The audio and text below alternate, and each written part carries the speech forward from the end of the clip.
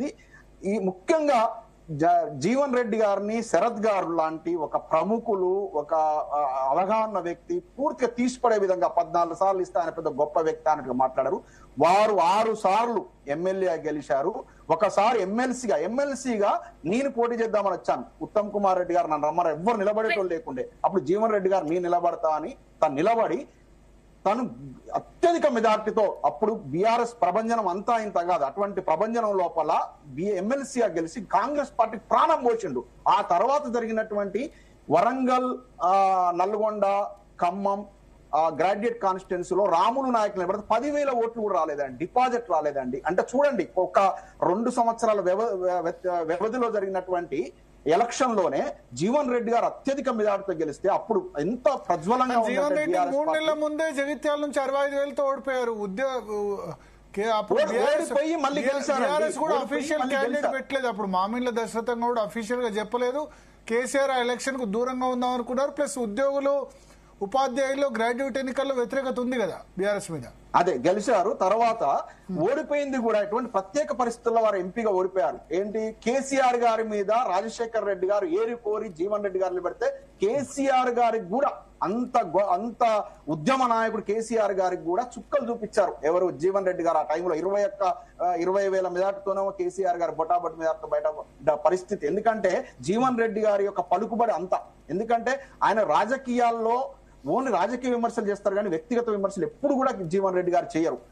ఇక పార్టీకి ఇంత లాయల్ గా ఉన్నారు, ఎన్నిసార్లు టికెట్ ఇచ్చారు, ఇంత బాగా చూసుకుంటే ఎందుకు పోయాడు, టాప్ 5 ఉన్న నాయకుడు. టాప్ 5 ఉన్న నాయకుడు అయితే కార్పొరేట్ కౌన్సిలర్ స్థాయి సీట్లు ఇప్పించుకోలేని పరిస్థితి దృష్టికి తీసుకొచ్చి ఆయన టాప్ 5 నాయకుడిని వెంకటస్వామి గారు కొనియాడుతుంటే నాకు అనిపిస్తా ఉంది. ఆయనను ఏ విధంగా ఉక్కపోతకు గురి చేశారో, ఏ విధంగా హ్యూమిలిటేట్ చేశారో మనకు తెలిసిపోతా ఉంది. ఇంట్లోనే అంటే సొంత నియోజకవర్గంలో కుంపడి పెట్టిన తర్వాత ఆయన రాష్ట్ర స్థాయి నాటింది, 40 ఏళ్ల సుదీర్ఘ అనుభవం ఉంటుంది, ఏముంటుంది, ఆయన తట్టుకోలేకపోయారు. ఈ దశ లోపల నాకు ఇది అవసరమా, ఇటువంటి పరిస్థితి, ఇంత సేవ చేస్తే కాంగ్రెస్ పార్టీకి 2014లో కేసీఆర్ గారు ఆహ్వానించినా కూడా వెళ్ళలేదు. ఈయనకు మంత్రి పదవి వచ్చేది, ఎన్నో రకాల డబ్బు సంపాదించుకునే వ్యక్తి అయితే ఇలా అతి సాధారణ ఆయన ఆఫీస్ పెట్టి అదే చెక్క కుర్చీలు, అదే ఆయన పదవి వ్యామోహం లేదు, ఏం లేదు. ఉంటే 2014లోనే పోయేటోడు. ఇది జీవన్ రెడ్డి గారి వ్యక్తిత్వం. జీవన్ రెడ్డి గారి వ్యక్తిత్వం గురించి నాకు బాగా తెలుసు. ఎందుకంటే మాకు కావాల్సిన వ్యక్తి, నేను చాలా సార్లు జీవన్ రెడ్డి అన్నని ఇంటికి పోయి కలిసి మాట్లాడిన ఉదాహరణ చూసిన ఆయన సింప్లిసిటీ అదంతా కూడా ప్రతిపక్ష నాయకులు అంటే ఆయనకు అపోజిషన్ పార్టీ కూడా ఆయన కీర్తించేటువంటి గొప్ప నాయకుడు ఆయన రావడం ఏదైతే ఉందో బీఆర్ఎస్ పార్టీకి అలా ఖచ్చితంగా ఇది కాంగ్రెస్ పార్టీలో పెద్ద నాయకులందరినీ ఉద్ధరించినట్టు చెప్తా ఉన్నారు. మోత్కుపల్లి నరసింహులు వాళ్ళ కాంగ్రెస్ పార్టీలో ఉన్నారు. ఏ విధంగా ఆయనను హ్యూమిలిటేట్ చేస్తున్నారో చూస్తున్నాం. నాగం జనార్దన్ రెడ్డి గారికి వాళ్ళు ఎటువంటి పరిస్థితి తీసుకొచ్చారో చూసాం. అదేవిధంగా సొంత పార్టీని అయితే ఇలా చిన్నారెడ్డి గారు ఎట్లా ఎక్కెక్కి ఏడుస్తున్నాడో చూస్తున్నాం. పొన్నాల లక్ష్మయ్య గారి గురించి పదే మాట్లాడుతున్నారు. పొన్నాల లక్ష్మయ్య గారికి రానున్న రోజుల్లో సముచితమైన స్థానం ఉంటుంది. మొన్న వారు ఎలక్షన్ టైంలో జాయిన్ అయ్యారు. ప్రభుత్వాన్ని కోల్పోయినాం కాబట్టి వారికి ఒక్కరికి అవకాశం కల్పించలేని పరిస్థితిలో పార్టీ ఉంది. రానున్న రోజుల్లో పొన్నాల లక్ష్మయ్య గారిని బీసీ నాయకుని ఖచ్చితంగా చూసుకుంటాం.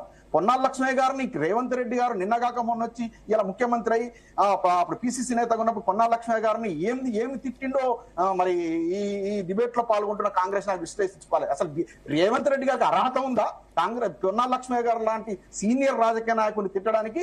ఆయన పార్టీకి ఎంత సేవ చేసిండు బీసీ నాయకుడు. ఆయనకు బీసీలు అంటే లేదు. జీవన్ రెడ్డి గారిని ఏ విధంగా ఉక్కపోతకు గురి చేసిండు. ఇవాళ ఒక్కొక్క సీనియర్ నాయకులు ప్రేమసాగర్ రావు గారు, ఇటువంటి వాళ్ళంతా కూడా, దొంతి మాధవరెడ్డి గారు, ఇట్లాంటి నాయకులందరూ కూడా ఎటువంటి ఇబ్బందికరమైన పరిస్థితులు ఎదుర్కొంటారో రేవంత్ రెడ్డి గారి వల్ల చూస్తున్నాం. రానున్న రోజు లోపల కాంగ్రెస్ పార్టీ పూర్తిగా కనుమరుగయ్యే పరిస్థితి వచ్చింది. ఇలా ఆంధ్రప్రదేశ్ వచ్చిన పరిస్థితి తెలంగాణ వస్తుంది. జీవన్ రెడ్డి గారు పార్టీ మారడమే ఉదంతం. జీవన్ రెడ్డి గారు ఇవాళ బీజేపీని ఎన్నుకోకుండా బీఆర్ఎస్ లోకి వస్తున్నారంటే అది మొత్తం రాష్ట్ర ప్రజలందరూ టచ్ లో ఉన్నారట. 6 నెలల ముందు నుంచి టచ్ లో ఉన్నారట. ఏ టచ్ లో ఉన్నా కూడా తిట్టడం రేవంత్ రెడ్డిని ఎలక్షన్ల ముందు 40 సంవత్సరాల ఉన్న వ్యక్తి ఇలా బీఆర్ఎస్ ప్లాట్ఫామ్ చూజ్ చేసుకున్నాడంటేనే ఇవాళ మనం అర్థం చేసుకోవాలి. ప్రజల మూడుని బట్టి నాయకులు నిర్ణయం తీసుకుంటారు. ఇవాళ ఆయన చెప్పాడు, మా కాంగ్రెస్ పార్టీ పర్ఫార్మెన్స్ గవర్నమెంట్ బాగుంటది అనుకున్నాం కానీ ఇంత చండాలంగా ఉంటది అనుకోలేదు. ప్రజల మూడు బాగాలేదు. ప్రజల మూడు మళ్ళా కేసీఆర్ పట్ల ఉంది. రానున్న రోజుల్లో కేసీఆర్ గారు ఖచ్చితంగా ముఖ్యమంత్రి అవుతారు. వారి నేతృత్వంలో నేను ఈ అంతిమ రాజకీయ ఆయన వయసు రీత్యా కూడా ఆయన కీల ఒక ఎమోషనల్ ఒక మాట అన్నాడు, ఇంకొక ఎలక్షన్ నేను కంటెస్ట్ చేస్తానమో 2 చేస్తానమో ఐ డోంట్ నో, నాకు ఆరోగ్యం సహకరిస్తాను. ఈ ఏజ్ లో నేను నిర్ణయం తీసుకుంటాను, రాష్ట్రం కోసం తీసుకుంటున్నా అని చెప్పాడు, రాష్ట్ర ప్రజల కోసం తీసుకుంటా అని చెప్పారు. ఆ వ్యక్తిని విమర్శించాలన్నా కూడా మనకు అర్హత ఉందా అని ఇప్పుడు మన ఈ డిబేట్ లో పాల్గొంటున్నారు అర్థం చేసుకోవాలి. ఆయన ఇప్పుడు అంటున్నారు కేటీఆర్ గారి మీరు అలాంటి మాటలు మాట్లాడకండి తిరుపతి రెడ్డి గారు. అర్హత ఉందా ఖచ్చితంగా అంటామండి, ఖచ్చితంగా అంటాం. నేనే మిమ్మల్ని వ్యక్తిగతంగా అనట్లే. అంటున్నారు కదా. అవును, ఇంక్లూడింగ్ మీ. మనకు ఉందా ఆయన విమర్శించేటువంటి మనకు అంత అనుభవం ఉందా? ఇలా కేటీఆర్ గారి ప్రజెన్స్ లో ఇవాళ ఆయన 15 ఏళ్ల ఓన్లీ రాజకీయ నేపథ్యం ఉన్న వ్యక్తులు 40 ఏళ్ల ఎక్స్పీరియన్స్ ఉన్న వ్యక్తి చాలా హ్యాపీగా ఫీల్ అవుతున్నాడని మీరు మాట్లాడుతూ అంటున్నా.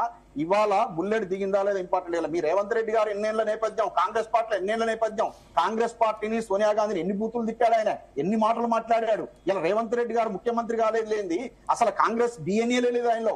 RSS, BRS, TRS, Telugu Desam party ఇన్ని పార్టీల కొంపల ముంచి వచ్చి ఇలా కాంగ్రెస్ పార్టీ ముఖ్యమంత్రి అని ఇలా మీ పార్టీని ముంచుతున్నాడు. మీకు అది అర్థం కావట్లేదు.